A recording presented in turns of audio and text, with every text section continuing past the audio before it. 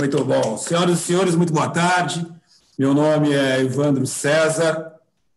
Eu sou vice-presidente do Instituto dos Advogados Mato Grossense, o IAMAT, e gostaria de agradecer a minha amiga artista, pianista e advogada, Cláudia Aquino, presidente da Comissão de Direito da Mulher, pela brilhante apresentação musical. Eu abro aspas para dizer que ela tocou Adágio em Sol menor, de Tommaso Albinoni. Muito obrigado, Cláudia. Muito obrigado pelo carinho sempre. Peço a todos que se inscrevam em nosso canal do YouTube e deem a like e compartilhem os nossos eventos em suas redes sociais. Sigam o IAMAT. É com imenso prazer que damos início ao IAMAT Jur desta tarde com o tema central, o processo penal na atualidade. Serão expositores, já estão conosco, Antônio Carlos de Almeida Castro, Cacai, Felipe Martins Pinto e Valber Mello. Queria dizer que o formato deste evento, cada expositor terá o tempo para suas considerações e, posteriormente, iniciaremos os debates. Peço que encaminhem suas perguntas pelo chat, disponível a todos, aqui no canal. Pedro, Michele, meus colegas mediadores, peço que apresentem os nossos convidados. Pedro, com a palavra, por favor. Boa tarde, senhores. Tenho o prazer de apresentar aqui o amigo, o advogado criminalista, Dr. Valber Mello, professor universitário, especialista em Direito Penal e Processo Penal e presidente da Comissão de Estudos Penais do nosso IAMAT. Então, como a estrela são vocês, eu já passo ao Dr. Valber a palavra e ele vai nos trazer alguns aspectos da mudança do Código de Processo Penal em detrimento ao pacote de anticrime. A palavra, Dr. Valber. Obrigado, meu amigo. Boa noite a todos. É uma satisfação imensa. Eu cumprimento aí o amigo Pedro, o Evandro, Michele, né, amigos aí já de longa data. Doutor Felipe Martins aí, que eu estou tendo o privilégio de conhecê-lo, ainda que pelo sistema aí de videoconferência. Um abraço. E o meu amigo Cacai, que de pronto aceitou esse convite aí. É uma honra aí estar fazendo parte dessa live juntamente com os senhores. Né?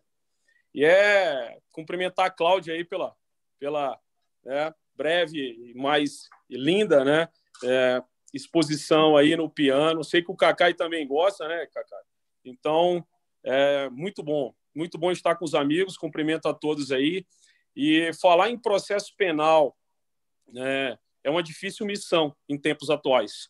É muito complicado falar sobre processo penal quando se está diante de uma pandemia, quando se está diante de várias mudanças ocorridas aí após o pacote anticrime, em pleno tempos aí de discussão sobre inquérito de fake news, né? Eu vi que o doutor Felipe lá sustentou no caso, né? Então, muito complicado falar sobre processo penal em tempos atuais, mas sabemos que os desafios são muitos, né? Estamos aí em tempos de videoconferência. Eu já tive a oportunidade de fazer algumas audiências videoconferência. Sei que o momento exige, é importante, a prestação jurisdicional é necessária, mas principalmente para nós criminalistas não é a mesma coisa, né? Não é a mesma coisa, talvez seja uma inovação que veio para ficar, mas no processo penal, particularmente, tem algumas ressalvas sobre esse sistema, né? A gente sabe que a comunicação, ela remota, embora útil nos tempos atuais, ela deixa passar aí nos delays, né? Um imensurável vácuo de percepções sensoriais. Existe até um estudo sobre isso de pesquisadores australianos, onde eles elencam nesse estudo que 90% da nossa comunicação ela é uma comunicação feita por meio de uma linguagem corporal, né? É feito por meio de linguagem corporal, principalmente no direito. Então, é diferente você estar numa tribuna, é diferente você entregar uns memoriais de forma presencial, né? De que simplesmente estar na frente de um computador, onde no máximo se vê o rosto, né? Então, a leitura dessa imagem corporal, ela não pode ser feita mediante um toque de mágica, pela simples imagem na tela de um computador, né? Que transmite, quando muito, apenas o rosto, né? E não todas as comunicações sensoriais que nós temos aí no dia a dia da advocacia criminal.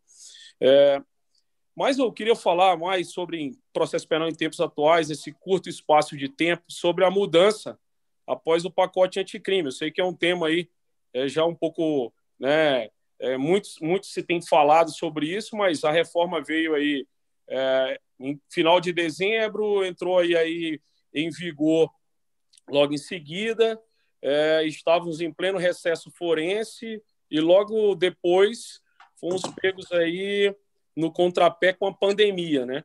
E aí a gente não teve tempo de discutir muito esses pontos que, na minha singela opinião, aí acabou modificando a matriz do processo penal praticamente como um todo. A reforma teve mais de 34 alterações, alterou tanto o Código Penal, como o Código de Processo Penal, como a Lei de Execução Penal e assim por diante. Mas alguns pontos são importantes, sei que o doutor Felipe vai falar especificamente aí sobre o juiz das garantias, então não vou comentar sobre ele, mas o que eu queria dizer basicamente é que a reforma trouxe pontos que há muito se discutia na doutrina e que eram necessários, né? E a gente fala, por exemplo, rapidamente sobre a prisão preventiva, né? Acabou a prisão de ofício, houve uma potencialização do contraditório, ou seja, é possível, agora, já existia no CPP, mas agora o legislador, com o pacote anticrime, trouxe a possibilidade de abrir um contraditório nos casos que não forem urgentes, antes de decretar a prisão, né? E também o Código veio a trazer os reclames da doutrina, a, de fato, trazer o critério da subsidiariedade com mais ênfase, passando a prisão ser, de fato, a extrema ratio da última ratio, onde o juiz agora é obrigado a fundamentar o porquê da não aplicação das medidas cautelares. Era muito comum no nosso meio, em decisões que decretavam prisão, o juiz simplesmente, em um parágrafo, falar: nesse caso não é possível as medidas substitutivas da prisão, por isso decreta a prisão preventiva. Mas ele não dizia o porquê que não era necessário, nesse caso, um afastamento do cargo, por que não é necessário uma proibição de frequentar determinado lugar, ou a utilização de uma tornozeleira eletrônica, e assim por diante. Então, agora exige uma dupla fundamentação. Ele tem que fundamentar o porquê da não aplicação das medidas cautelares de forma concreta, né? E aí teve um dispositivo importante, que é o 564, inciso 5º do Código de Processo Penal, que fala que, quando se invoca um precedente, o juiz agora é obrigado, né? Isso já existia no Código de Processo Civil, então o CPP nada mais fez, aliás, a reforma nada mais fez, o pacote anticrime, do que trazer aquela disposição do 489, salvo o melhor juízo do CPC, onde a decisão tem que ser plenamente fundamentada. Então, se eu invoco um precedente de uma turma a respeito, por exemplo, de uma determinada prisão, obrigatoriamente o juiz teria que dizer o porquê que aquele precedente não é aplicável, né? O que nós chamamos aí na linguagem processual penal de distinguish, né? Ou a distinção sob pena de nulidade da decisão. Então, foi um outro aspecto importante que veio aí em matéria de nulidade também, a possibilidade de reavaliar a prisão preventiva no prazo de 90 dias, e aí já existe uma discussão se você pode impetrar um HC direto ou não. O doutor Felipe, até o doutor Cacai pode comentar sobre isso, porque, na verdade, não tem como você reparar a ilegalidade que já aconteceu nos 90 dias, né? Então, que pese existam decisões já do STJ falando que deveria baixar os autos para que o juiz reanalisasse a possibilidade de reavaliar a prisão preventiva no prazo de 90 dias, o certo, o correto seria um HC de pronto, porque a ilegalidade não pode ser saneada, né? Nós temos aí também a contemplação do princípio da atualidade, que é o que a gente já discutia, que a prisão tem que ser contemporânea, então não faz justo você justificar um decreto de uma prisão hoje por um fato acontecido, por exemplo, em 2014, em 2015 e assim por diante, né? Então, várias foram as inovações em matéria de prisão que foram importantíssimas, e eu diria que hoje está muito mais difícil prender, né? Pela legislação está muito mais difícil prender, deveria ser muito mais fácil soltar, mas a gente viu que o pacote, ainda como é novo, ainda não estão aplicando assim com tanta ênfase essas modificações. Nós tivemos aí um dispositivo importante também no pacote sobre a quebra de cadeia de custódia da prova, né, que é uma concatenação de documentos. O artigo 158A do CPP trouxe essa possibilidade. Já havia um HC sobre isso, 160.662 do Rio de Janeiro. Então, toda a prova tem que ser documentada, desde o seu encarte nos autos até todos os passos. O pacote elencou 10 passos aí, né? E também desde a sua entrada nos autos, documentada, até a sua destruição. Isso é muito importante e, infelizmente, o pacote também não vem sendo observado. Eu tive um caso recente aí, Cacá e doutor Felipe, que juntaram apenas prints de WhatsApp para fundamentar uma prisão preventiva, mas o celular não foi apreendido. Então, não tem como você saber se, de fato, aferir a cadeia de custódia da prova, se aqueles prints saíram ou não do celular, não houve apreensão do celular, não houve basicamente nada sobre isso. Então, veja, mesmo na vigência do pacote, praticamente ainda não está sendo observado em todos esses pontos, né? Nós temos aí a questão do juízo das garantias, do sistema acusatório, que o doutor Felipe vai falar, mas o que eu queria dar mais ênfase era a mudança de paradigma no processo penal, do sistema adversarial, que nós éramos acostumados a ele, um sistema de embate, para um sistema de justiça penal negociada, né? Nós tivemos a implementação do ANPP, do Acordo de Não Persecução Penal, tivemos aí atualizações também na lei de colaboração premiada. Isso é um dado importante, porque aí, Evandro, eu estava fazendo um simples cálculo aqui, uma simples pesquisa aí, doutor Felipe Cacai, e o ANPP, né, como todos sabem, o Acordo de Não Persecução Penal, ele cabe em todos aqueles crimes cuja pena mínima não seja superior a 4 anos, não seja cometido com violência ou grave ameaça, tenha uma confissão circunstanciada, que isso é discutido na doutrina, etc. Mas vejam, tinha um levantamento aí antes da lei de abuso de autoridade, da nova lei, que existiam aproximadamente 1.529 tipos penais no Brasil, fora esses outros, né? Eu fiz um breve cálculo aqui, que aproximadamente 40% desses crimes estão no Código Penal, não nas leis extravagantes. E 80% dos crimes do Código Penal não tem a pena superior a 4 anos, né? Então, nós já existia os crimes de menor potencial ofensivo, que caberia transação penal, suspensão condicional do processo. Os crimes de médio porte, vamos dizer assim, agora são abarcados no Acordo de Não Persecução Penal, e os crimes graves na colaboração. Então, tivemos uma mudança de paradigma sobre a justiça, sobre a matriz do processo penal. A gente era acostumado a guerrear a um sistema adversarial, e de uma hora para outra a gente passa a ter um sistema de justiça penal negociada, com ampliação e com aumento dos espaços de consenso no processo penal. Então, se 80% dos crimes hoje do Código Penal cabem o ANPP, né, quer dizer, é uma situação que mudou não só a matriz do Código de Processo Penal, mas mudou também um pouco o foco de atuação do advogado criminalista, que vai ter que analisar essas disposições em que casos cabe o acordo de não persecução penal. Veja, o tipo penal, aliás, a lei fala em crimes cuja pena mínima não seja superior a 4. Mas nós temos alguns aspectos aí, doutor Felipe, por exemplo, no caso de overcharging, né, que é excesso de acusação. Às vezes, o próprio promotor de justiça, nós sabemos que, na maioria das vezes, é confundido o crime de lavagem com corrupção, às vezes é um mero exaurimento, aí se tipifica na denúncia corrupção mais lavagem, ele já não faria jus, porque se eu somar as penas mínimas da lavagem de 3 anos mais da corrupção, supera 4 anos. Mas deveria ser um caso observado que a gente tem que discutir no caso de excesso de acusação. E nós defendemos a tese, por exemplo, e um artigo juntamente com o doutor Felipe Maia, no sentido de que caberia ao réu assumir de fato o crime que ele cometeu e fazer o ANPP naquele fato específico, e naquele que ele se julga que não cometeu o crime, como, por exemplo, na lavagem seria um mero exaurimento, ele responde à ação penal. Porque senão você simplesmente deixa nas mãos do Ministério Público o poder de excesso de acusação para que ele não faça jus ao acordo de não persecução penal. E aí existe uma outra situação, por exemplo, é facultado ou é obrigatório, né?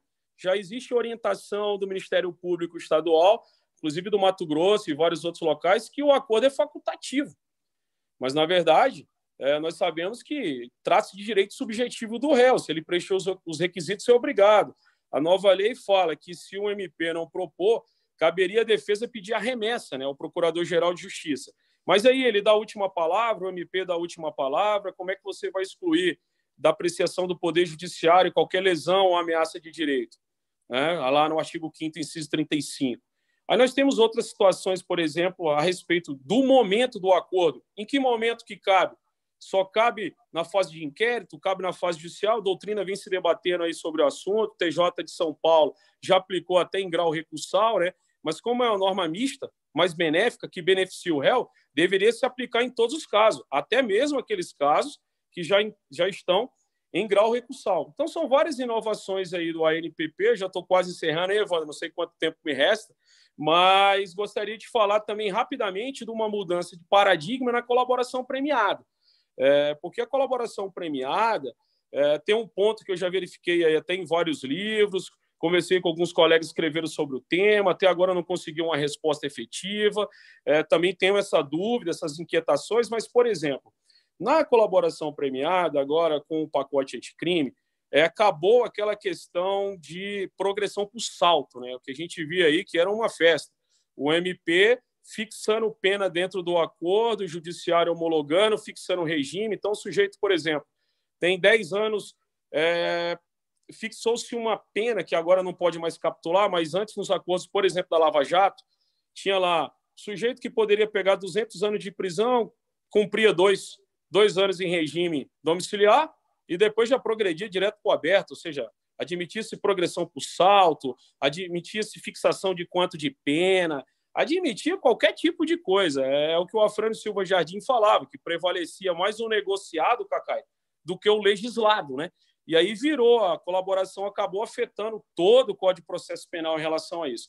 Mas agora, com a nova legislação, penso eu que veja, não é mais tão atrativo fazer a colaboração, porque o sujeito que tem vários processos e que pode pegar uma pena muito alta, o máximo que ele pode ter pela legislação é a diminuição de 2/3, ou é o perdão judicial, ou a substituição de privativa por restritiva. Mas ele não pode, por exemplo, numa pena de 50 anos, começar em regime aberto, ou pular do fechado, ficar 6 meses no fechado, pular direto para o aberto, como era possível.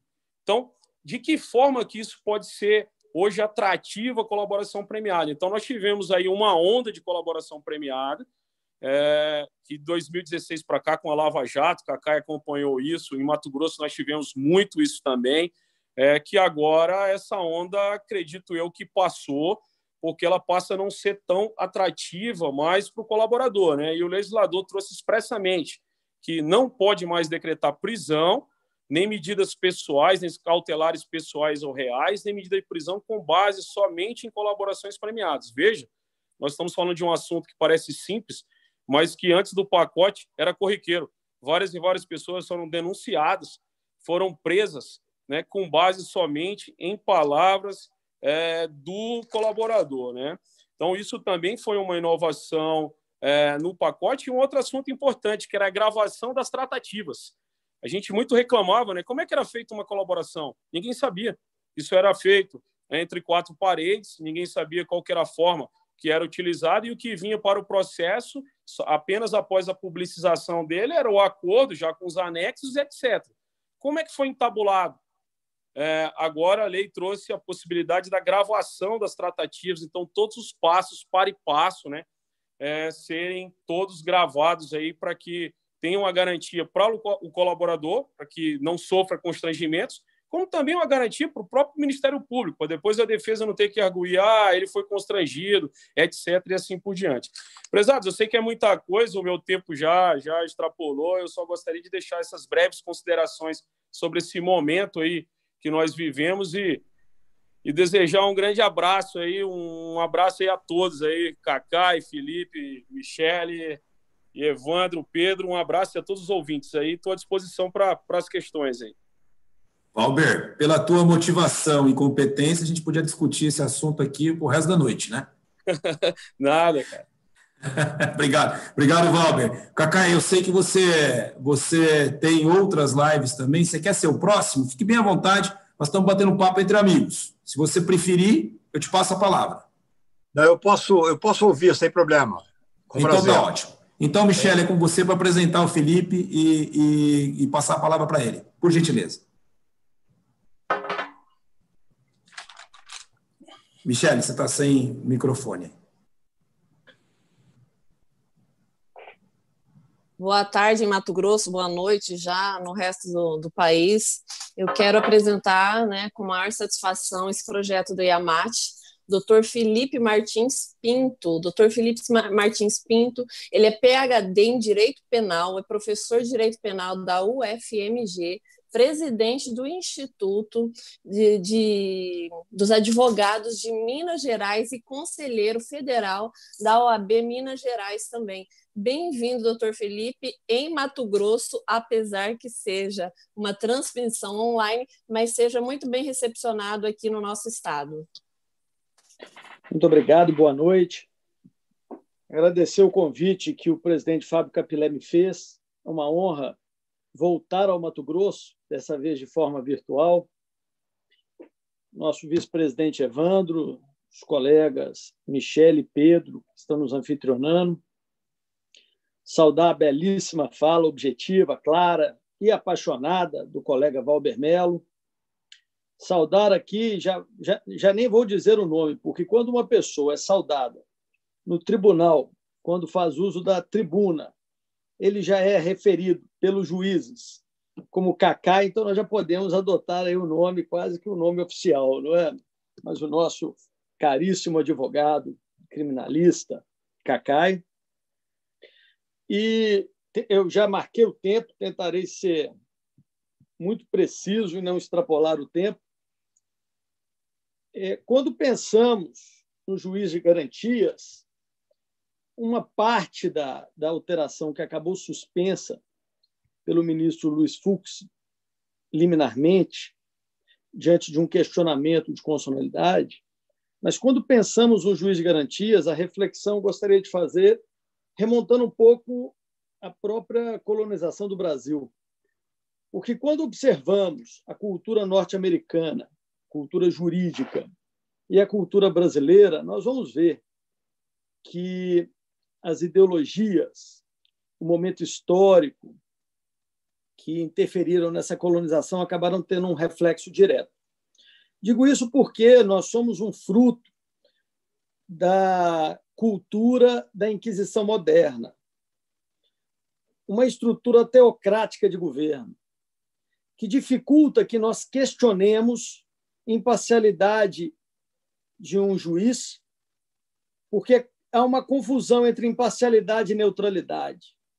Quando questionamos suspeição, ou imparcialidade é como se estivéssemos desconfiando da sua honestidade.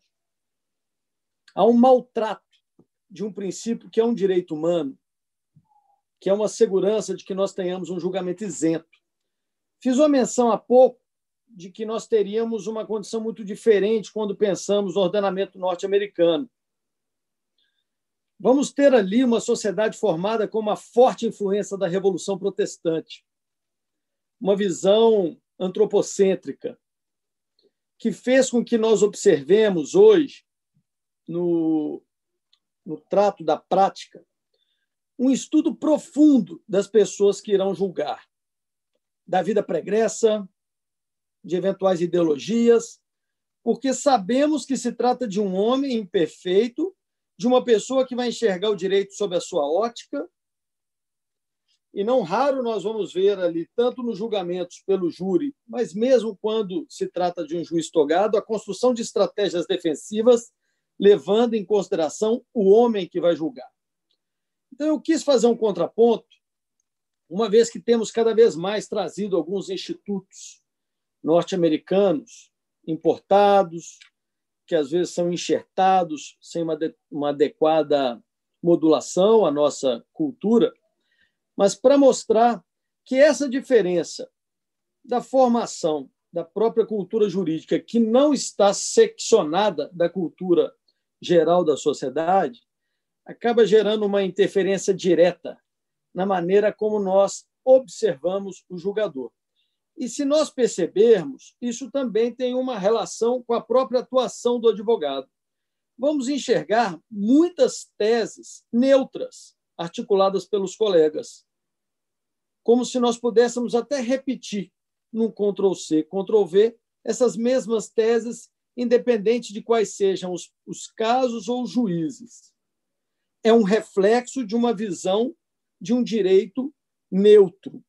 Um grave equívoco a confusão que se faz entre imparcialidade e neutralidade, porque seres humanos neutros não haverá para atuar nem no direito e nenhuma outra área do saber, mas especificamente no direito, todos nós, independente de qual seja a função que venhamos a exerceremos vinculados à nossa visão do justo, à nossa visão de uma interpretação de cada um dos dispositivos que serão aplicados.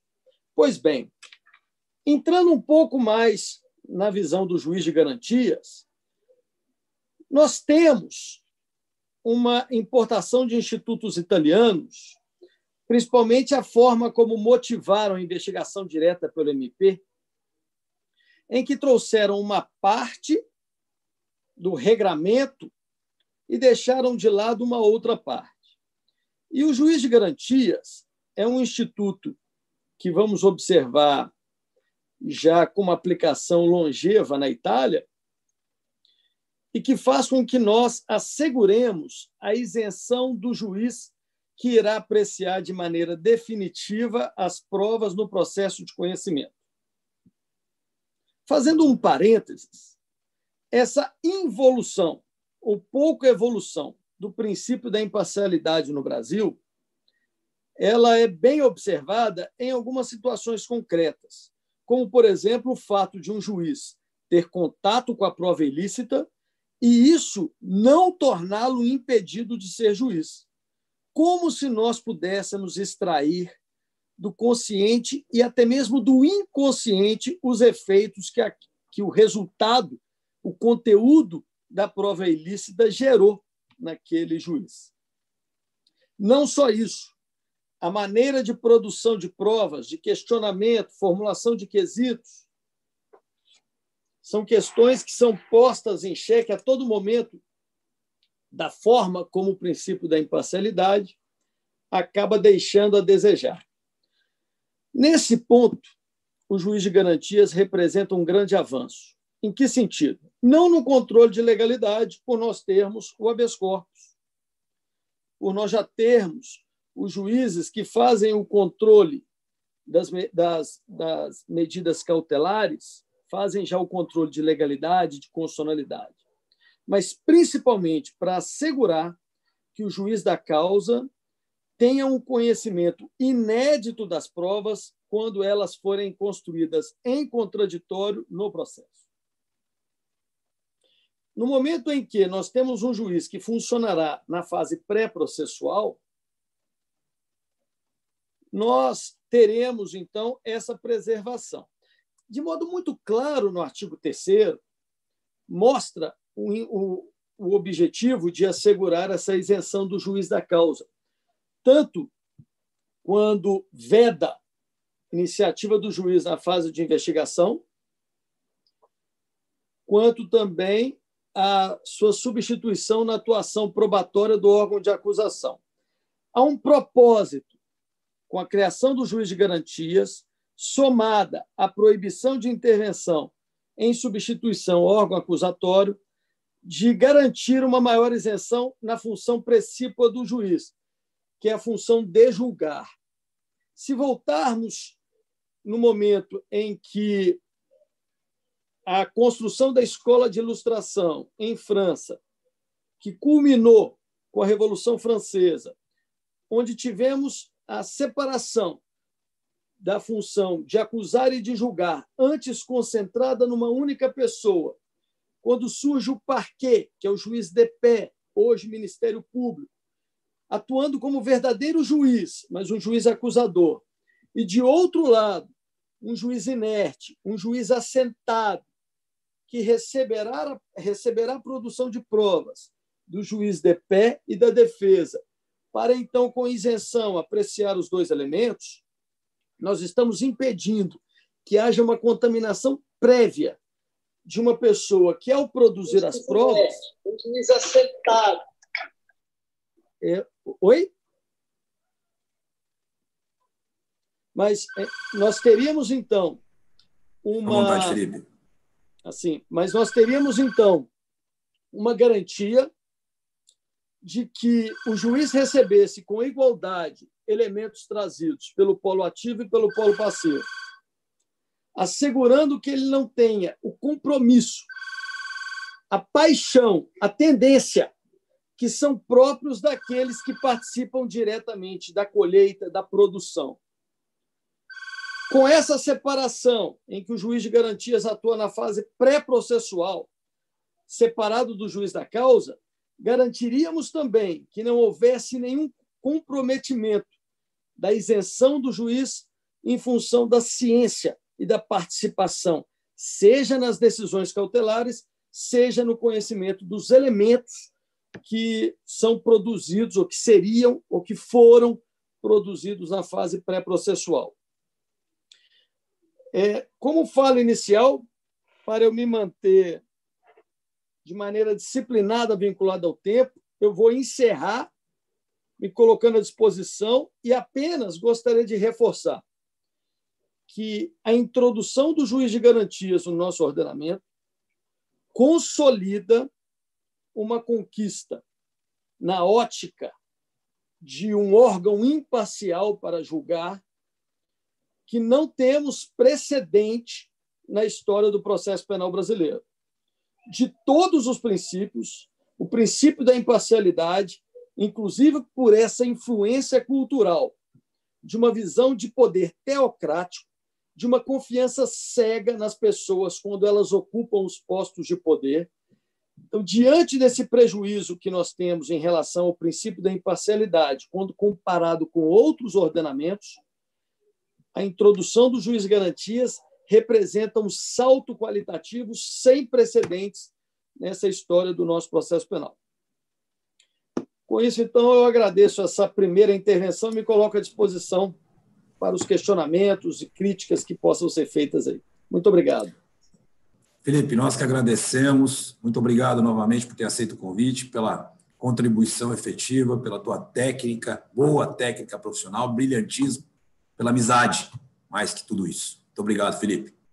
Eu gostaria de passar a palavra ao expositor Antônio Carlos de Almeida Castro, mas vou chamá-lo, como todos aqui já o fizeram, de Cacai, que ele assim autorizou.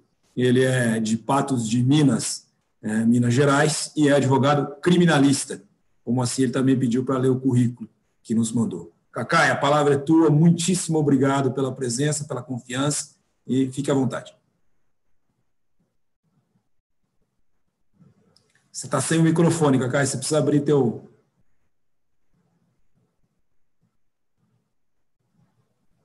Agora deu certo. Certíssimo. Vamos lá. Bem, eu quero agradecer a você, Evandro, ao Valber, aos meus amigos aí, a Michele, de Mato Grosso, com muito carinho. Eu acho que é sempre uma alegria, embora, evidentemente, hoje em dia, com essa angústia desse isolamento, falando de longe, tanto é que o Pedro está aí lá do Acre, o nosso amigo Felipe de Minas Gerais, você vê como é que isso tem uma certa até facilidade de união aí para poder estar todo mundo na mesma linha. Mas é um prazer enorme ser convidado para trocar algumas ideias. O Valber, quando me ligou, ele pediu que eu falasse um pouco sobre o direito nesse momento de pandemia, a experiência que nós estamos tendo aqui no dia a dia junto aos tribunais superiores, como é que está funcionando, vamos dizer assim, os tribunais.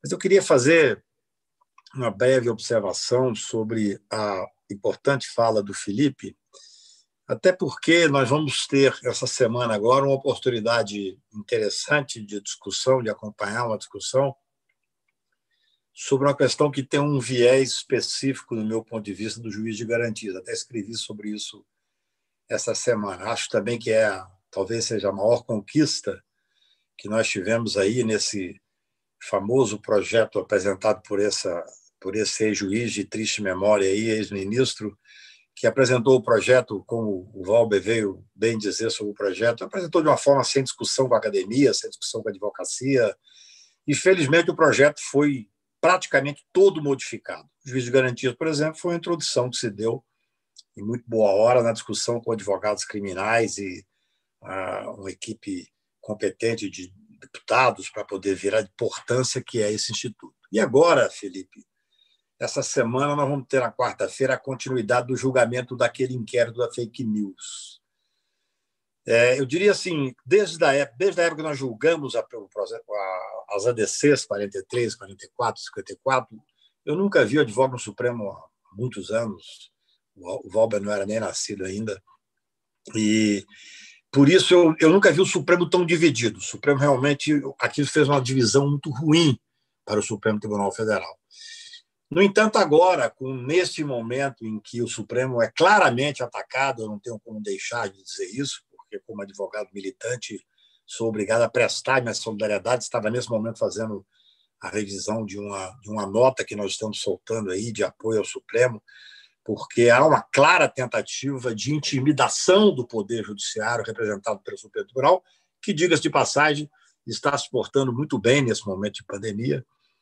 E é interessante porque esse julgamento desse inquérito chamado fake news, se fosse feito em outra época, Valber, eu acho que nós teríamos uma dificuldade, uma divisão muito grande se isso aí está afastando o sistema acusatório, ou seja, se o presidente poderia determinar a abertura direta do inquérito, principalmente se o presidente poderia ter determinado a distribuição para o ministro Alexandre.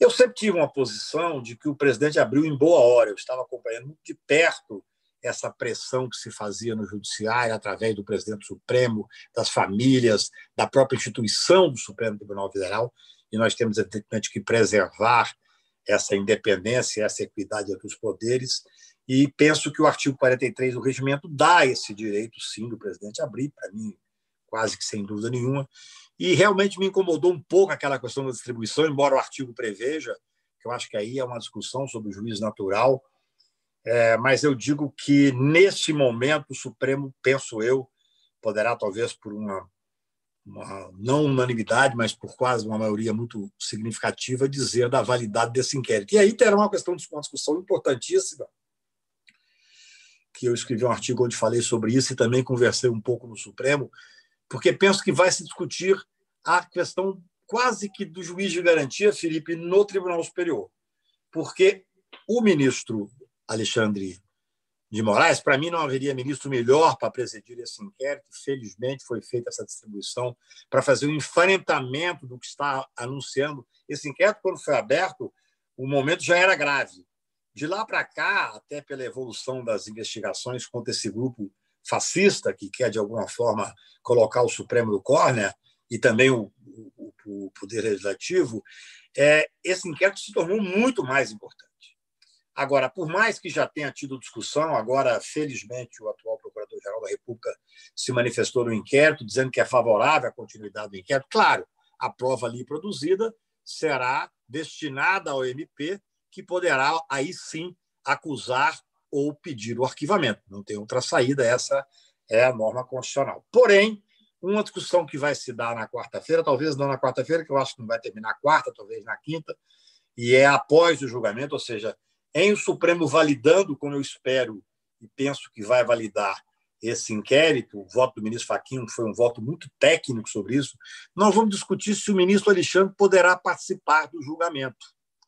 E eu entendo que não. Eu entendo que aí, Felipe, talvez seja o momento de aplicar o princípio do juiz de garantia, que é fundamental. O Alexandre, evidentemente, ele já determinou busca e apreensão, hoje ele determinou a prisão de pessoas que, inacreditavelmente, à luz do dia, na frente das televisões, soltaram rojões contra o Supremo. Mas acontece que não era rojão que poderia destruir. É a questão simbólica de você atacar do prédio da presidência do Supremo Tribunal Federal, onde os ministros se reúnem. É de uma gravidade ímpar, no meu ponto de vista, num momento de instabilidade extremamente assim, esgarçada. Nós temos hoje, eu falava hoje pela manhã para o grupo da XP, e eles perguntando como é que é a situação em Brasília, eu falei, olha, felizmente nós temos um judiciário bastante maduro, um Congresso Nacional muito maduro, o presidente Rodrigo Maia da Câmara fazendo um trabalho com muita seriedade, porque há uma tentativa de confronto diária. Então, no julgamento deste habeas corpus, desse ADPF, da validade do inquérito, acho que essa discussão, primeiro, sobre a validade do inquérito, que eu penso que hoje, até pelo momento que nós passamos, será uma decisão muito interessante, mas acho que vai na linha do voto do ministro Fachin, de dizer que poderia sim abrir, o regimento é expresso, dizer que poderia sim distribuir e validar, então, o que ocorreu até agora, porque nós não desconhecemos o inquérito, evidentemente, mas houve um primeiro momento, eu conversei até com Felipe Santa Cruz, quem tem uma honra de advogar, quando esse juiz de triste memória e ministro de pior memória ainda, Moro, fez uma representação contra ele pela Lei de Segurança Nacional para tentar enquadrar o presidente da Ordem em crime contra a segurança nacional. Felizmente, nós temos juízes ainda no Brasil e não foi sequer aceita a denúncia, mas sobre se teria havido ou não a impossibilidade do acesso dos advogados ao que foi produzido no inquérito. E o ministro Alexandre, assim que saiu essa notícia, o gabinete dele fez um esclarecimento dizendo que não, que a abertura e o contato dos advogados foi plenamente preservado, e, inclusive, deu um dado interessante, que o doutor Aras, a partir de novembro, outubro, se não me engano, participou em vários momentos do inquérito de uma forma muito definitiva, acompanhando, tirando cópia, fazendo pedidos, e agora ele se manifestou pela rigidez do inquérito. Penso que essa é uma decisão importante. E lá vai se dar uma decisão, se acontecer de valer o inquérito, vai se dar uma decisão para dizer se poderá o ministro participar ou não.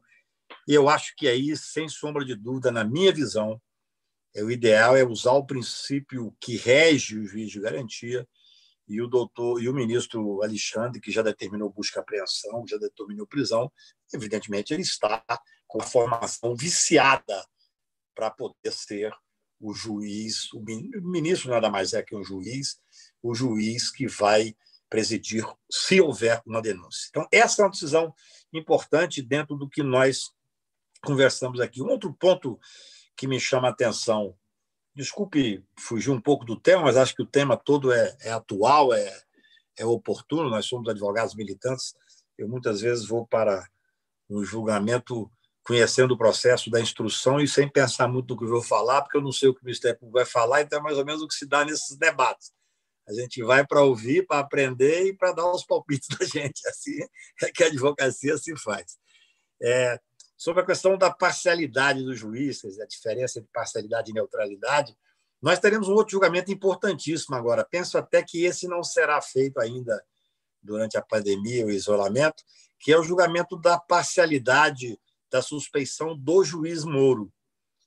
Porque se há um exemplo clássico, que se eu fosse professor, nunca fui, que eu poderia dar de parcialidade, seria o exemplo do juiz Moro durante o tempo em que ele presidiu a Lava Jato. Na verdade, ele, de certa forma, isso nós que advogamos muito ali, já sabíamos no dia a dia da forma que ele fazia as audiências, instruía. O advogado apresentava alegações finais numa sexta-feira com 270 páginas, no sábado a sentença já estava com 300 páginas publicada no Antagonista ou no Cruzoé, que, por sinal, hoje anunciou que o juiz Moro vai ser um colunista. Já era colunista, só que antes, como juiz, ele não podia assinar. Agora ele vai passar a assinar uma coluna na Cruzoé, acho que semanal e tal. Então, essa questão da parcialidade é muito importante que o Supremo Tribunal possa fazer uma decisão técnica sobre esse julgamento que vai se dar. Estava marcado para agora, mas eu não sei se vai ser possível ser agora. E também uma última questão em relação ao que falou o nosso colega mineiro, Felipe. Eu tenho uma preocupação muito grande quando a gente fala do julgamento vinculado à visão do justo, sabe, Felipe? Porque eu penso que o juiz, especialmente o juiz, mas todos nós, advogados, e hoje no Brasil mais do que nunca qualquer cidadão, tem que estar vinculado à Constituição. Quer dizer, você ter possibilidade de ter uma visão do justo ampla é uma discussão que levaria semanas aqui. Mas nós corremos o risco de ver cada ministro do Supremo ter a sua Constituição. Eu, recentemente, vi um ministro falar: não, eu estudo o caso, decido o que é justo e aí eu vou procurar como é que devo julgar esse caso. Não é assim que se faz o processo penal, que é um processo garantista e, desde especialmente 88, com um viés constitucional muito forte da ampla defesa. Eu tenho, para mim, que eu costumava brincar, e falei isso até da tribuna do Supremo, quando o julgamento da ADC 43. Quando eu era estudante, que fundei o Centro Acadêmico de Direito aqui na UNB, cheguei aqui todo achando que o mundo ia ser mais fácil sobre alguns aspectos, embora tenha a sorte de ter me sorrido muito. Mas eu julgava que nós tínhamos que incorporar direitos constantemente à Constituição, nós tínhamos que avançar sobre a Constituição, porque era uma ânsia de ver cada vez mais sedimentados os direitos e garantias para o cidadão como um todo. Hoje eu vejo, depois de tanto tempo de advocacia, que o que existe de revolucionário é cumprir a Constituição. Se nós cumprirmos a Constituição, nós teremos uma segurança jurídica que vai nos propiciar, por exemplo, a possibilidade de não ter uma crise institucional agora. Nós temos isso é um assunto atual, que eu falei para o Robert que ia comentar. Nós estamos pegando juristas de plantão para poder fazer uma subleitura perigosíssima do artigo 142 da Constituição Federal, dizendo que existe a hipótese dos militares das Forças Armadas serem um poder moderador, como se fosse possível sustentar a hipótese de um golpe constitucional. Talvez esse seja o momento mais grave que nós estamos tendo de discussão constitucional. É claro que essa decisão do Fux no final de semana, no exercício da presidência, que o ministro Toffoli estava em recuperação, foi uma decisão importantíssima, mas que sofreu um ataque violento por parte, uma nota do presidente da República. Não me preocupa muito, porque o inimputável, o que fala tem pouco valor, embora tenha o simbolismo do cargo, mas uma nota assinada também pelo vice-presidente, o que comporta certa seriedade de preocupação. Num ataque, a pretexto sempre de defender, mas num ataque ao Supremo Tribunal Federal, porque, na verdade, o Fux disse, e triste do país onde nós temos que dizer o óbvio, mas o Fux disse o óbvio, que evidentemente não existe um poder moderador por parte das Forças Armadas, nem poderia haver. O que existe, o Rui Barbosa já falava, é o direito do Supremo Tribunal Federal de errar por último. É assim que a Constituição preza e é assim que nós devemos fazer esse enfrentamento. Então, eu ia dizer um pouco sobre a forma que o Poder Judiciário tem enfrentado esse momento. Para mim, até com todas as dificuldades, tem enfrentado bem. Eu já fiz julgamento no Supremo Tribunal através desse sistema virtual. Amanhã tem um julgamento de uma ação penal originária, onde eu vou sustentar. É claro que eu eu pedi ao presidente e ao relator que tirasse de pauta, porque não vejo por que julgar uma ação penal onde não tem possibilidade de prescrição no sistema virtual. Mas, pelo menos, esse sistema, e foi isso que eu conversei com o Walter, que talvez fosse interessante trazer a discussão, esse sistema ele preserva os preceitos constitucionais básicos para o julgamento, porque não é presencial sob o aspecto de eu não estou lá fisicamente, mas todos os ministros estão ao mesmo tempo, a Procuradoria da República fala antes do advogado, você sabe o que ele vai falar, você pode interferir. Eu tive um julgamento semana retrasada importante no Tribunal de Brasília, que ganhamos, sustentamos, tivemos êxito, em que houve interpelação, falamos com o presidente da turma, o procurador foi instado a se manifestar sobre uma questão que nós levamos. Tem um outro julgamento que nós fizemos no Tribunal Regional Federal, que também fizemos sustentação com advogados do Brasil inteiro e que foi preservado esses direitos e garantias constitucionais mínimos, eu diria. É claro que, como o Valber bem disse, nós que somos advogados criminais queremos estar presente, poder participar mais, até porque existe, sim, uma hipótese de você notar quando o ministro presta mais atenção, quando ele faz uma contrariedade, para que você possa, às vezes, fazer uma interferência da tribuna ou mesmo uma interferência através de um memorial. Mas eu acho que, na pandemia, nós vivemos uma crise, o mundo vive uma crise sem precedentes. O judiciário respondeu razoavelmente bem. Uma coisa que eu sempre falo para os advogados, especialmente os criminais, mas não somente os criminais, e falo fora mesmo do nosso meio, falo onde vou falar, onde me chamam para falar, eu falo da necessidade de discutir a questão dos presídios desse momento. Assim que começou essa história dessa pandemia, a minha primeira preocupação, eu não faço política de ordem, mas eu tenho vários amigos ali, minha primeira preocupação para a comissão que trabalha a questão do direito penal foi essa, quer dizer, o desastre que seria quando chegasse o vírus dentro das cadeias. Porque nós temos uma sociedade desumanizada, uma sociedade que não olha para o presidiário como sendo um cidadão sujeito de direitos. O cidadão perde o direito à liberdade, mas ele tem que manter com ele, por determinação constitucional e por uma formação humanista que eu espero todos nós tenhamos, todos os demais direitos. Então, todos nós já previmos, eu falei sobre isso no iniciozinho, do desastre que seria o vírus chegar aqui nos presídios. E até quando tinha um grupo um pouco mais reticente, eu dizia, olha, quem preocupa apenas com os presos, ou seja, que não preocupa porque acha que se ele está preso ele não tem que ter alguns direitos, tem que ver a população que trabalha nos presídios. Acho que 160 mil pessoas que prestam de algum tipo de serviço, seja de saúde, seja de etário, seja de segurança, seja levando alimentos, tudo. Todas essas pessoas saem e entram nos presídios, os advogados, evidentemente, a Defensoria Pública, o Ministério Público, todos esses fazem uma possibilidade de ter uma porta aberta. E quando o vírus entrasse, eu já falava naquela época, acredito que todos vocês tinham essa preocupação, hoje aqui só na Papuda nós temos mais de 1.000 infectados. Então, assim, é quase impossível passar por esse momento de pandemia, de absoluta angústia desses isolamentos, porque para mim é fácil ter, de certa forma, um isolamento. Estou aqui numa biblioteca, lá em cima tem outra desse tamanho, tenho opções de discutir com amigos o dia inteiro, tenho a alegria de ser chamado para discutir com vocês, tenho um ambiente para poder trabalhar, ler, produzir, mas essa não é a realidade nacional.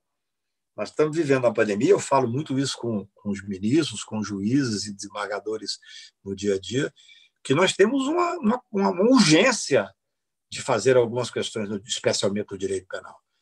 Por isso é que eu falo também elogiando, de certa forma, o Poder Judiciário, que conseguiu implementar alguma agilidade dentro dos ditames constitucionais, inclusive, que realmente me chamou a atenção. Por exemplo, esses julgamentos, fora que nós comentávamos en passant, fora o julgamento, a sustentação oral encartada, que isso é um absurdo completo, é claro que ela não cumpre os direitos constitucionais da... Primeiro que você fala sem ver o procurador. falar. Então, a defesa deixa de falar por último. Depois, é claro, e a gente sabe como é que é o dia a dia, os ministros, os desembargadores não vão ver, não vão ter tempo de ouvir aquilo que está encartado como se um documento fosse no processo. Mas é interessante ver que, de certa forma, o Poder Judiciário enfrentou bem esse momento. Eu repito, a recomendação 62 do CNJ foi uma recomendação que veio logo em seguida à crise da pandemia, e ela foi muito interessante, porque ela deu orientação, infelizmente podia ter sido até um pouco mais incisiva, mas que permitiu que, com pouquíssimo tempo de aplicação, nós tivéssemos 35 mil pessoas que foram colocadas presas, soltas, em função dessa recomendação do CNJ na pandemia. É claro, se nós formos analisar de uma forma mais cuidadosa, quase certamente esses 35 mil já não deveriam estar lá presos. Estavam presos de forma indevida. Porque nós temos esse outro flagelo, que é um país que tem a terceira maior população carcerária do mundo, com quase mais de 800 mil presos, sendo que até pouco tempo 42% eram de presos provisórios e quase certamente pessoas que não deveriam estar presas. E é interessante como o país não aprende.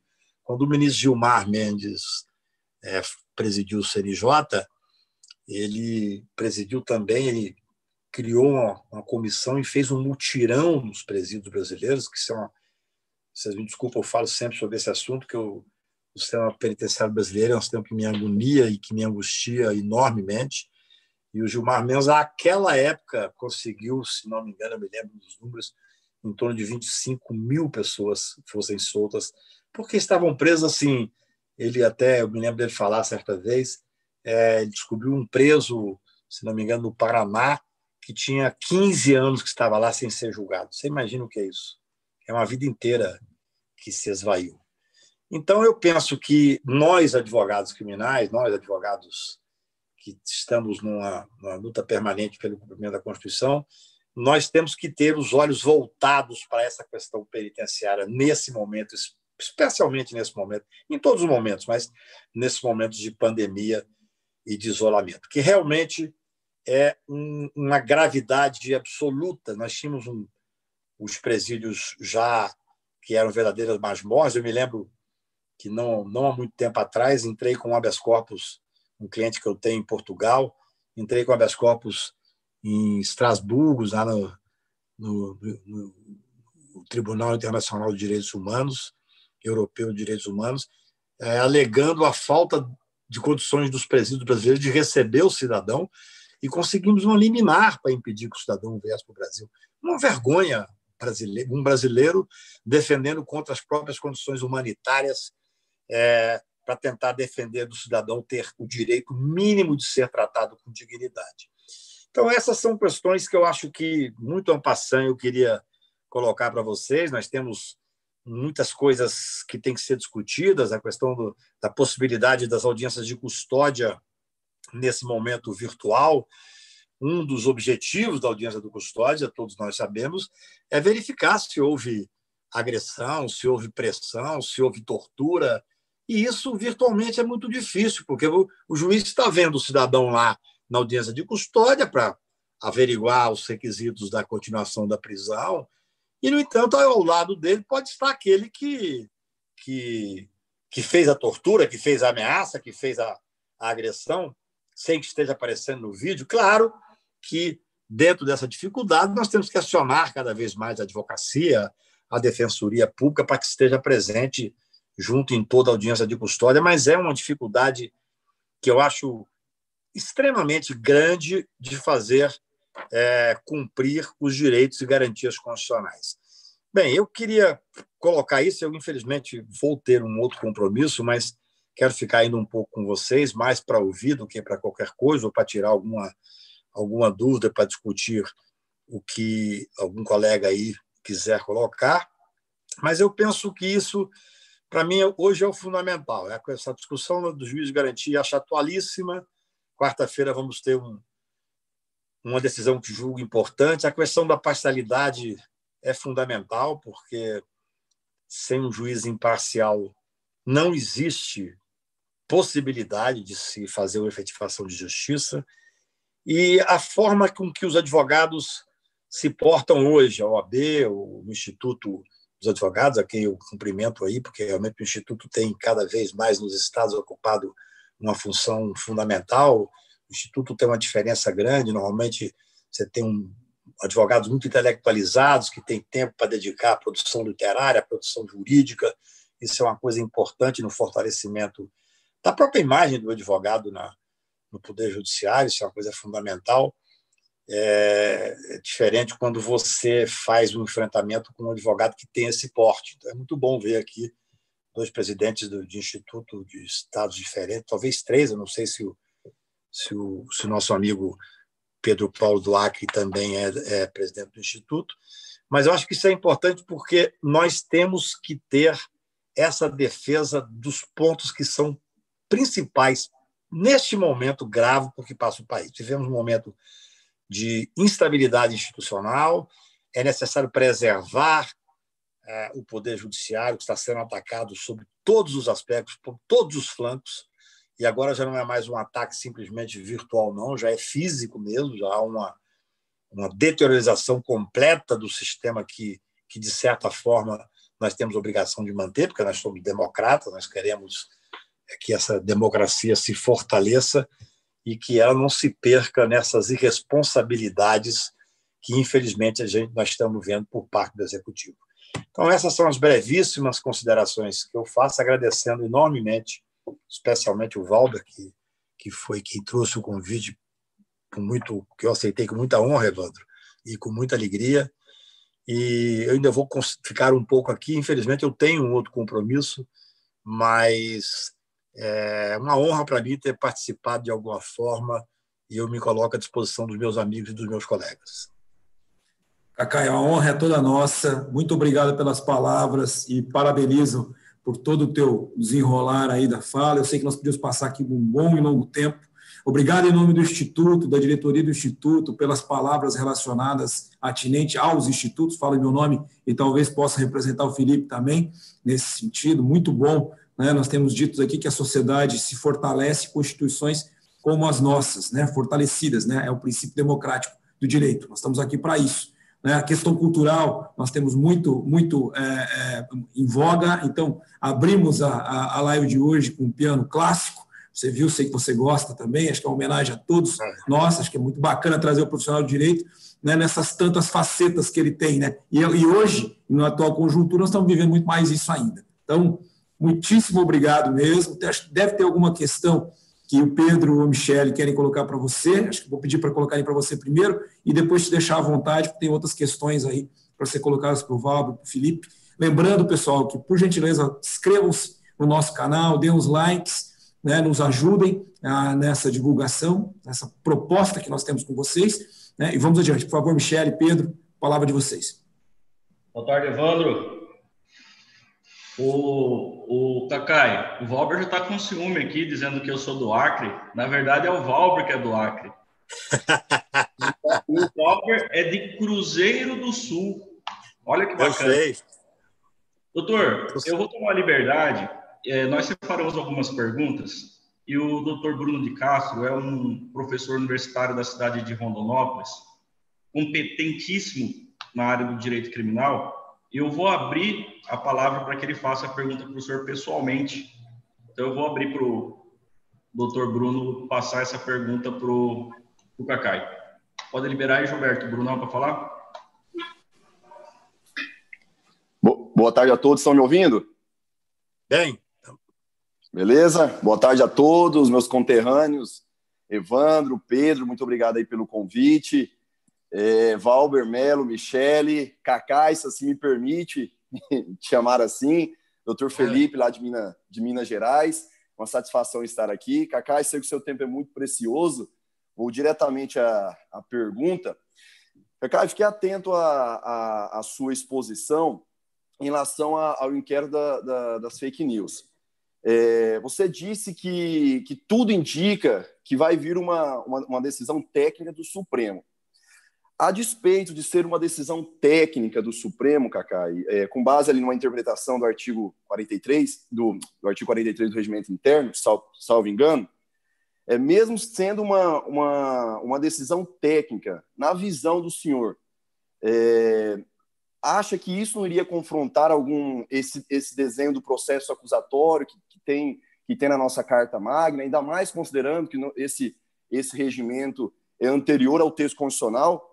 Você acha que a questão de mérito aqui ela é totalmente abominável? Fake news, o que estão tentando fazer com o Supremo, amedrontar o Supremo, enfim, isso é totalmente abominável. Acho que não está a discutir isso aqui. Mas a forma que se combate isso, principalmente nessa questão da imparcialidade que o doutor Felipe falou, será que talvez um meio não seria o inadequado? Será que não deveria ficar a cargo exclusivamente daquele que é detentor do poder de acusar, ele que é parte no processo penal? Queria saber a opinião do senhor, a despeito, repito, de ser abominável essa conduta, não estaríamos adotando o caminho inadequado? Seria isso, Cacá. Cacá, muito obrigado. Bruno, obrigado pela pergunta. Eu gosto imensamente de Rondonópolis, tive um dos casos mais difíceis da minha vida profissional em Rondonópolis, fui várias vezes aí. Felizmente conseguimos ganhar depois no tribunal do Mato Grosso. O Valber até trabalhou comigo. O Valber não é mais do Acre, não. O Valber é um mato-grossense de 4 costados. Veja bem, eu entendo perfeitamente a sua colocação e é uma preocupação muito grande que eu tive. Eu estava no plenário no dia, inclusive, que o presidente Toffoli determinou a abertura desse inquérito e tive essa primeira dúvida, especialmente quanto à questão do desenrolar posteriormente e na questão do sistema acusatório. Que o presidente pode abrir, para mim, é absolutamente tranquilo. Não acho que há que se discutir da não recepção desse artigo pela Constituição. Eu acho que ele pode abrir. A distribuição, embora haja previsão expressa, nunca foi questionado isso, vai ser discutido agora pelo Supremo Tribunal, nessa DPF. Eu tive muita dúvida dela, porque eu acho que, de certa forma, ela pode ferir aí o juízo natural. Eu acho que você conhece o artigo, evidentemente, é o expresso que poderá. Abrir, eu não tinha dúvida. A preocupação se deu muito no desenrolar do inquérito, porque aí você tem, assim, por exemplo, o professor Auri Lopes, que é um gêniozinho.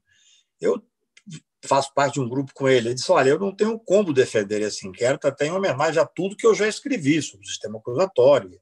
Então, sobre esse prisma desse debate que vai se dar, e esse debate vai se aprofundar a partir de quarta-feira, eu não tiro a razão do intelectual do direito, daquele que escreve sobre isso, e eu tenho também as minhas dúvidas quanto à questão específica da produção de alguma prova nesse inquérito sem que tenha participação do Ministério Público, porque nós estaremos abrindo aí um leque muito grande e um juiz, de uma possibilidade de um poder ao juiz, que é uma coisa que me preocupa. Nesse caso específico da fake news, desse inquérito do Supremo, eu penso que a partir do momento em que o Aras começou a peticionar, porque aí você tem também que ver o seguinte, a Polícia Federal faz o pedido de uma série de buscas. Tudo que eu sei, eu vi pela imprensa algumas coisas que vazaram e que eu tive acesso através de imprensa. Não conheço o inquérito, não sou constituído lá. O Aras vem e concorda com algumas coisas e não concorda com outras. O juiz vai e concede. Mas esse inquérito está absolutamente, no meu ponto de vista, a partir do momento que o Aras começou a participar, ele tem, então, sobre esse requisito, não vejo mais como questionar. A produção dessa prova, me parece óbvio, e acho que não tem dúvida quanto a isso, até o voto do ministro Fachin também enfrenta isso, a produção que irá para o Ministério Público apresentar ou não a denúncia como domus lide. Então, nós vamos ter uma outra discussão se chegar, por exemplo, à hipótese de ter um arquivamento do Aras. Você sabe que essa é uma discussão que se dá porque o Procurador-Geral da República, ele pedindo o arquivamento, o Supremo Tribunal não tem muito o que fazer, você não tem como não aceitar o arquivamento. Então, como você tem a prova produzida para o Ministério Público, isso já é longamente conversado, e discutido nas academias, eu sou só um advogado, o Ministério Público passa a ter mais poder do que qualquer ministro do Supremo Tribunal Federal na matéria criminal, porque ele é o dominus litis. Até por isso, sobre outras matérias, ampliou-se muito o leque. Antigamente, praticamente só o Ministério Público poderia entrar com algumas ações. Hoje em dia, não. Você tem os institutos que podem entrar, que têm legitimidade, mas na questão criminal, nós temos que ater aos poderes do Ministério Público para o oferecimento da denúncia. Então, eu entendo que o tema é controvertido, mas eu defendo a legalidade desse inquérito. Eu não tenho dúvida que o ministro Toffoli poderia determinar, ele, qualquer outro ministro, determinar a abertura. Eu penso que a partir do momento em que o Ministério Público passou a atuar, porque no primeiro momento, você se lembra, a AGU se manifestou favorável, agora o AGU virou ministro da Justiça e se manifesta contrário, mas tem um parecer favorável. Agora, a discussão não é pequena. A discussão não é pequena e eu concordo, eu tenho as mesmas preocupações com você, porque o que acontecer nesse inquérito vai passar a acontecer lá no meu interior de Minas Gerais, na minha querida Patos de Minas, que o juiz vai se sentir com essa autorização. Mas, na minha visão, com a participação já posta do Aras, eu penso que não tenho dúvida que o ministro Toffoli poderia entrar, e o objetivo da investigação parece que está muito claro que é o que foi atingido parte do seu. Não é falar que os fins justificam os meios, mas existia uma gravíssima ofensa à questão até física mesmo dos ministros, dos familiares e tal, e esse inquérito tem uma previsão no artigo 43. Não é fácil a situação e não é simples. Por isso é que eu estou extremamente curioso para acompanhar o julgamento da quarta-feira. Eu vou ter que pedir desculpas, mas eu tenho uma outra live às 8 horas e eu tenho antes que ter uma discussão, porque agora a gente despacha por telefone com desembargadores e com ministros de hora marcada. Eu marquei às 7h30, porque eu julguei que seria só até às 7 horas. O prazer de estar com vocês. Cacá, nós agradecemos muito. Seja sempre muito bem-vindo em terras mato-grossenses, mesmo de forma digital. Sucesso para você sempre. Saúde e paz. Um abraço. Bruno, muito obrigado pela participação, Bruno. Michele, você está com a palavra, por favor, para fazer os encaminhamentos para o Valber e para o Felipe. Cacá, um abraço, fica com Deus. Abraço, obrigado por tudo. Tchau, tchau. Doutor Valber, eu gostaria de saber da sua parte essa questão que está sendo discutida sobre a essenciabilidade da advocacia.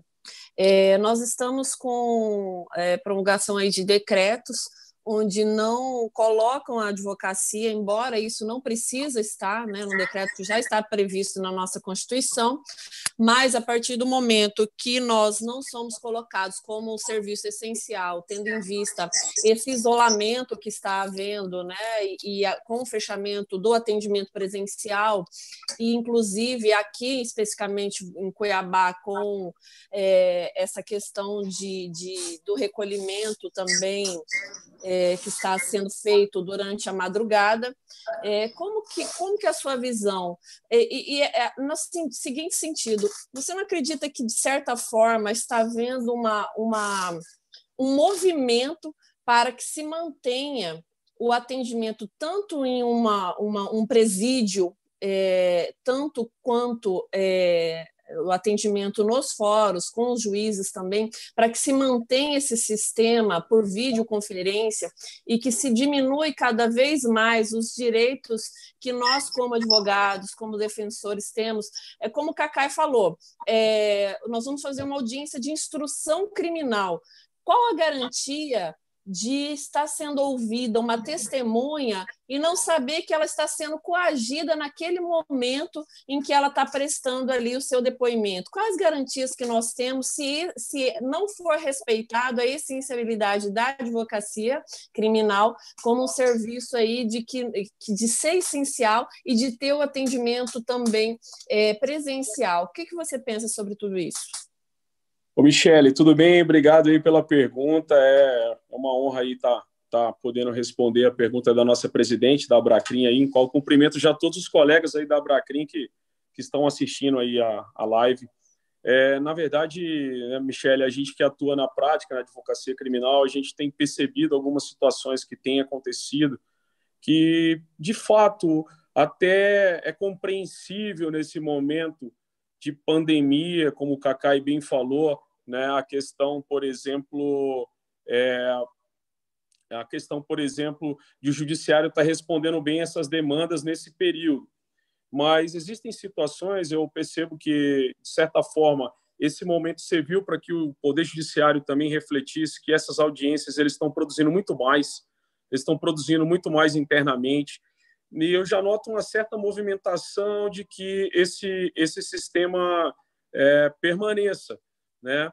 Eu vejo isso com ressalvas. Vejo isso com ressalvas pelo seguinte, você acabou de citar, por exemplo, as audiências. Eu mesmo tive uma audiência juntamente com o Felipe, e que a gente não sabia, a testemunha estava no quarto dela, por exemplo.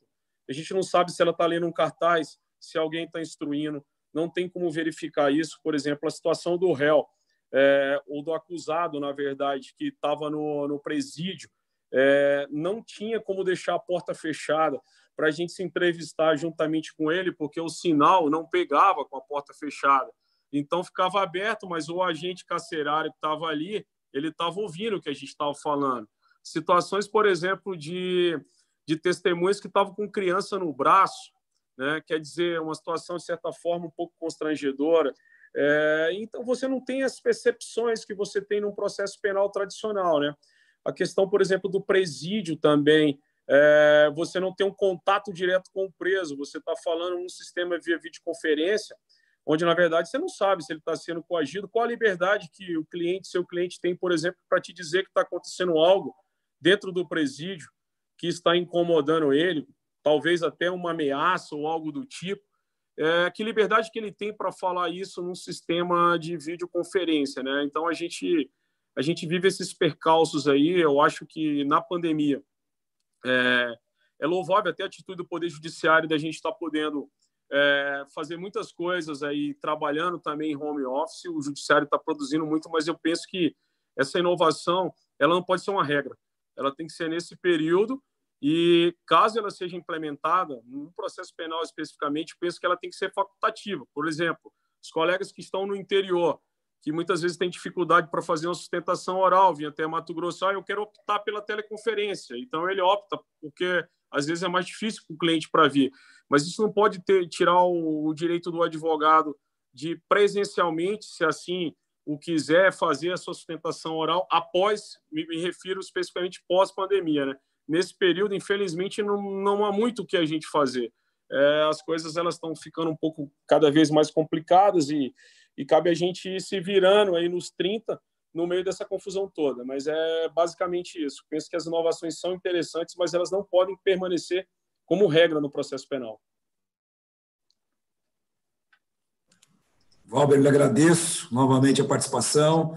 Pedro, você quer fazer uma pergunta para o Felipe? Você passou, é isso? Fique à vontade aí. Sim, nós temos aqui alguns amigos que estão manifestando aqui no YouTube e eu estou com dificuldade de falar todos aqui, mas eu não poderia deixar de cumprimentar aqui o professor Carlos Alessandro, um amigo lá da Faculdade SEC. Hoje é aniversário dele e ele tirou 1 hora e pouco para participar conosco aqui nesse momento de festa. Ele até me agradeceu aqui por ter oportunizado de assistir essa palestra, porque ele se diz fã do Cacai. E vários amigos que estão conosco aqui no YouTube. Só que a nossa internet está um pouquinho fraca, talvez eu deixe de cumprimentar alguns aqui, mas a turma da Abraquim está em peso. Com certeza não é nem por minha conta, nem da sua, Evandro, sim por conta da Michele, né? Sem sombra de dúvida, a presidente está aqui conosco. E Pedro, diga aí para o pessoal, para todos se sentirem abraçados pela Michele. A Michele, a gente pode abraçar todo mundo aqui, né? A nossa representante feminina aqui, das mulheres aqui, presidente da Abraquim. Então, por favor, sintam-se todos que estão se manifestando aí. Muito obrigado por estar acompanhando a gente, se manifestando e sintam-se acolhidos. Pois bem. Evandro, o Leandro Camargo, ele pediu que eu direcionasse uma pergunta para o Felipe. Tá, Felipe? Eu sou tributarista, então eu vou pegar na literalidade do que ele escreveu, tudo bem? Então, me perdoe se eu faltar um pouquinho para a técnica aqui. Ele faz uma pergunta trazendo o foco sobre a assunção de culpa, e ele nomina essa assunção de culpa como precoce, se ela seria constitucional. Aí ele escreveu assim, pediu que o senhor abordasse sobre o momento da colheita da assunção de culpa, sem a possibilidade de orientação jurídica, técnica jurídica, e em situação de vulnerabilidade do que foi abordado perante a autoridade policial. E se, no caso, não for aceita a NPP, se isso prejudicaria a fase instrutória, lá na fase do juízo da instrução. Então, essa foi a pergunta que ele fez especificamente aqui no YouTube. E eu passo para o senhor na literalidade. Ele traz, inclusive, a imparcialidade judicial prejudicada nesse momento. Agradeço aí a pergunta do colega. Nós temos um binômio no ordenamento brasileiro insuperável. Nós temos inocentes ou culpados. De uma maneira muito expressa na Constituição, no inciso 57 do artigo 5º, atribui-se a condição de culpa em função de uma presunção relativa porque ela tem efeitos com previsão de término. Atribui-se, então, que o indivíduo ele será culpado após o trânsito em julgado de sentença penal condenatória. Em todas as outras situações de vida, nós somos inocentes. Nesse contexto, o que eu entendi aí, eventual assunção de culpa, então, seja em audiência de custódia, no interrogatório policial, vou considerar essas hipóteses, se eu compreendi bem aí a pergunta. Em função da Convenção Interamericana de Direitos Humanos, da qual os Estados Unidos, apesar de sediar a Comissão Interamericana, não é signatário. Nos Estados Unidos, nós temos o direito ao silêncio. Quando se abre mão deste silêncio, você recebe ou é tomado o seu compromisso como se testemunha fosse. E por isso, Bill Clinton, ex-presidente americano, foi processado. Não foi pela relação extraconjugal, mas pela mentira, porque lá você tem apenas o direito ao silêncio. Em função de previsão expressa da Convenção Interamericana, da qual somos signatários, e depois o julgamento do depositário infiel, mesmo não havendo ratificação pelo Congresso, todas as normas de direitos humanos das quais o Brasil seja signatário, elas se tornam normas infraconstitucionais, mas supralegais. Então, acima do Código de Processo Penal, nós temos a Convenção Interamericana de Direitos Humanos, que prevê que ninguém é obrigado a ser testemunha de si mesmo, o que promove uma alteração na natureza jurídica do interrogatório, que no Código de Processo Penal de 1941 está inserida no título das provas, mas que, diante da garantia trazida pela Convenção Interamericana de Direitos Humanos, em que eu não apenas tenho o direito ao silêncio, mas, se for ouvido, eu exerço ali um papel defensivo e não probatório, eu apresento pela minha própria boca a versão, porque a expressão advogado, advocare, falar por. Há sempre alguém que fala por mim. Eu tenho uma única oportunidade na fase pré-processual, uma única oportunidade na fase judicial de me defender pela própria boca. Então, ainda que haja uma assunção de culpa, ela não vincula, posso mudar, e por isso o juiz de garantia se torna tão efetivo, porque se o indivíduo assume eventual responsabilidade, considerando que estes elementos não irão contaminar a instrução processual, uma vez instruído por advogado, que pode não ter ocorrido na fase pré-processual, uma vez instruído por advogado, caso, numa visão estratégica, seja mais conveniente que eu negue o fato e não tenhamos moralismos. Estamos falando de direitos humanos e não de hipocrisia. Aí a pessoa vem dizendo, assumiu, agora muda. Isso é exercício de defesa, que a pessoa só entende a importância quando ele próprio é objeto, é alcançado pelo ius puniendi do Estado. Mas, nesse sentido, a mudança aí é plenamente legítima. E com a estrutura alterada pela introdução do juiz de garantias, eventuais preconceitos advindos do contato com esse elemento pré-processual deixariam de existir. Tornaria, então, muito mais efetivo esse direito. Eu espero ter esclarecido aí a questão do colega. Não sei se é exatamente isso. Os colegas criminalistas que ombreiam comigo aí honrosamente esta tribuna virtual, se tiverem compreendido de outra forma, que às vezes me esclareçam ou complementem, por favor.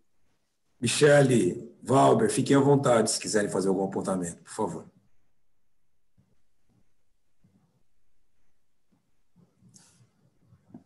Isso aí, Valber. Tudo bem, gente? Bom, Felipe, vamos então... Michele, por favor. Quer falar alguma coisa? Quer completar alguma coisa? Novo criminalista presente aí no colo do Valber. É isso aí. Felipe, você quer fazer suas considerações finais, então? Depois eu passo para o Valber e aí para o Michele, para o Paulo. Podem falar, depois eu falo só um agradecimento. Tá bom, Valber, por favor, então. Prezados, eu só gostaria de agradecer a oportunidade, Evandro. Obrigado pelo convite aí, o Iamate, o Fábio Capilé, você, Pedro. É uma honra aí fazer parte do Instituto. Estou gostando muito de participar do Instituto, do aprendizado aí. Michele, que eu cumprimento aí todos os amigos da Abracrim que estão nos assistindo. Sei que a Abracrim é uma irmã do Instituto, né? Também faço parte, é uma honra aí estar juntamente com os colegas. Gostaria aí de dizer que também é um prazer estar conhecendo aí o doutor Felipe. Espero que estejamos juntos aí em outras ocasiões. A partir do momento que eu fiquei sabendo aí da live, né, eu procurei mais aí já acompanhar o trabalho do colega, muito bacana. Vi a sustentação oral, parabéns aí, doutor Felipe, lá pela sustentação oral. Cacá é um grande amigo, né, já de longa data, né, pô, fiquei lisonjeado aí que ele falou que eu não tinha nem nascido ainda, mas os 30, né, mas eu já passei um pouquinho dos 30 aí e tal, mas tá tudo certo. Cacá é um grande amigo e teve que sair um pouco mais cedo aí, mas agradecer ele aí publicamente por ter aceito de pronto aí o nosso convite. A Cláudia aí pela belíssima exposição aí no piano, ficou muito legal, cara. Na próxima vamos pedir para a Cláudia tocar um pouquinho de fado, que eu sei que o Cacá é fã. Ele geralmente foge para Portugal aí para assistir um showzinho de fado, etc. Show de bola. Pedro, grande amigo. Pedro é um irmão. Só queria aí agradecer a presença de todos, a oportunidade, e me colocar à disposição do Instituto. Sei que o tempo aí é curto, mas a gente pode outras vezes desenvolver aí com mais amplitude os temas. Esse tema próprio de juiz às garantias é excelente. Concordo com o doutor Felipe, o juiz às garantias foi a maior conquista, né, nessa reforma, se assim podemos dizer. Não tenho dúvida de que foi a maior conquista, tem que ser implementado tanto a nível de primeiro grau como de segundo grau. Acho que vai balizar todos os demais institutos aí. Enfim, só gostaria de agradecer, Evandro, e agradecer a todos aí, uma honra. Um abraço, doutor Felipe, tudo de bom aí.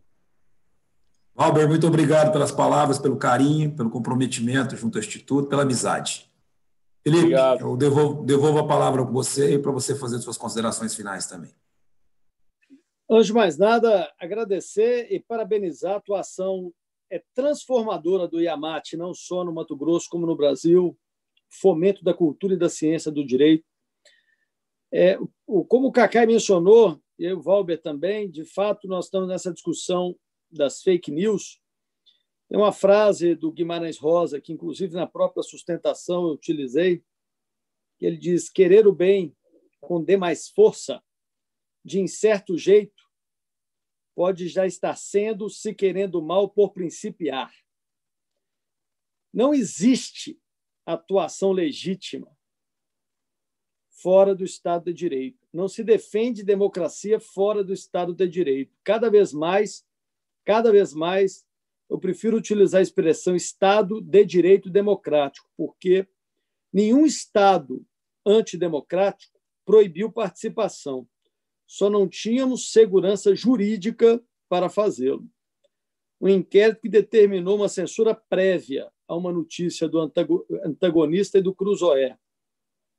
Um inquérito com a portaria para investigar eventuais crimes não indicados, em que ministros e familiares possam ser vítimas. Promovem prisões e buscas e apreensões por crimes de menor potencial ofensivo. É uma luz vermelha perigosa. E eu não posso deixar, porque as pessoas começaram a veicular meus vídeos como se eu estivesse apoiando o Bolsonaro. E eu deixei de ser petralha para virar bolsomínio, porque, em função da minha atuação anterior, com a mesma coerência na defesa do Estado de Direito, eu era petralha. Agora eu virei bolsomínio. Por quê? Porque estão deixando que os discursos políticos de ocasião invadam o processo penal. O processo penal tem, sim, uma face política. Como James Goldschmidt falou, somos o termômetro do modelo de Estado. Como Klaus Roxin falou, somos o sismógrafo do modelo de Estado. Então, há política, sim, porque todos os Estados não democráticos, eles oprimiram a partir do penal. Capoeira já foi crime porque o direito penal foi usado para oprimir os escravos, os negros. Ser judeu foi crime na Alemanha nazista. Criam falas abstratas de terroristas para marginalizar estrangeiros na Europa. Todas as opressões na história do mundo se deram pelo direito penal. E todos os discursos populistas e demagógicos utilizaram o direito penal para mobilizar as massas. Então, política partidária, não. Mas quando se fala em processo penal, se fala em política. E não se tem democracia se não tiver segurança jurídica. Só para poder... Já que tocaram nesse tema, eu não deixei de fazer uma breve consideração. Apaixonada, acho que é próprio do criminalista. Você falou do Valber, mas está aí, né? Relato apaixonado, né? Vamos em frente. Sempre. Né? Felipe, muito obrigado. Muito obrigado você, em nome da diretoria, em nome do EAMAT. Enfim, muito obrigado pela presença de vocês. Michele, você quer dar uma palavra? Pedro, para a gente encerrar? Só quero agradecer, primeiramente, elogiar a participação da doutora Cláudia Aquino aqui, realmente um espetáculo. A doutora Cláudia está como presidente da Comissão da Mulher Advogada do IAMAT. Eu, como presidente da Abracrim, membro do IAMAT, membro da Comissão de Penal, hoje presidida por Dr. Valber Melo no IAMAT, e o Valber, ele é conselheiro da Abracrim Mato Grosso também, conselheiro nacional da Abracrim Mato Grosso, representante lá. Então, realmente, nós estamos nos unindo, os institutos, as associações, no sentido de estarmos aprimorando e buscando aí soluções realmente eficazes na área criminal, e o Instituto em todas as áreas. Então, está de parabéns todo esse movimento que o Instituto está fazendo através do nosso presidente, aí, Fábio Capilé, também, doutor Evandro, doutor Pedro Paulo, com uma organização maravilhosa aí em relação a essa live e outras que virão também. Então, eu estou muito satisfeita de poder participar e estar com vocês juntamente aí nas buscas de melhoria para a nossa advocacia. Doutor Felipe, foi uma satisfação conhecê-lo, também não o conhecia. Quero poder ainda estar lhe conhecendo pessoalmente. Em breve, se Deus quiser, tudo isso vai passar. E um abraço a todos aí da Abracrim que assistiram e também aos outros advogados que estão nos acompanhando, enfim, adquirindo aí partilhando conhecimento entre todos. Um grande abraço. Obrigado, Michele. Pedro, teus alunos, teus amigos, nossos colegas estão aí nos assistindo. Tua mensagem. Você está sem microfone, Pedro. Sim. Enfim, para nós do IAMAT não resta outra forma de agradecer a não ser dizendo obrigado, né? Nós contamos com palestrantes de alto nível, os três contribuíram sobremaneira o tema que foi posto, um tema novo, um tema que acontece agora. Foram várias perguntas que foram postas, então nós só temos que agradecer aos amigos que estiveram aqui nos oportunizando a oratória. Obrigado aos amigos que participaram no YouTube, fazendo perguntas, até as brincadeiras também, muito bacana.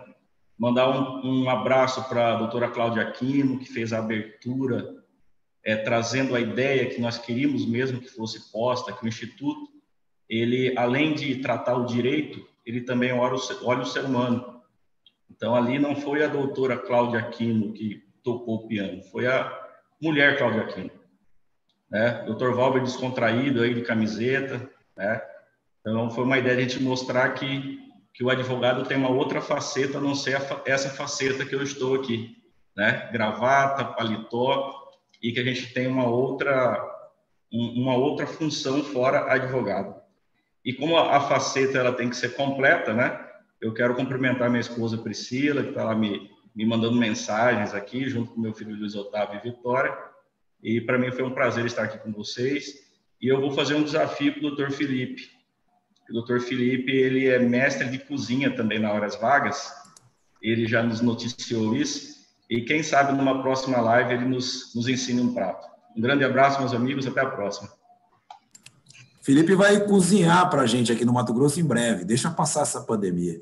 Prazer estar com vocês. Vou encerrar oficialmente a nossa live. Novamente pedindo, se inscrevam em nossos canais, curtam e compartilhem nas redes sociais os nossos eventos. Então, um agradecimento muito grande ao Felipe, meu amigo, meu irmão Valber, ao Cacá, e deixar registrado aqui o agradecimento que eu já fiz a ele e ao Valber por ter trazido ele para estar com a gente.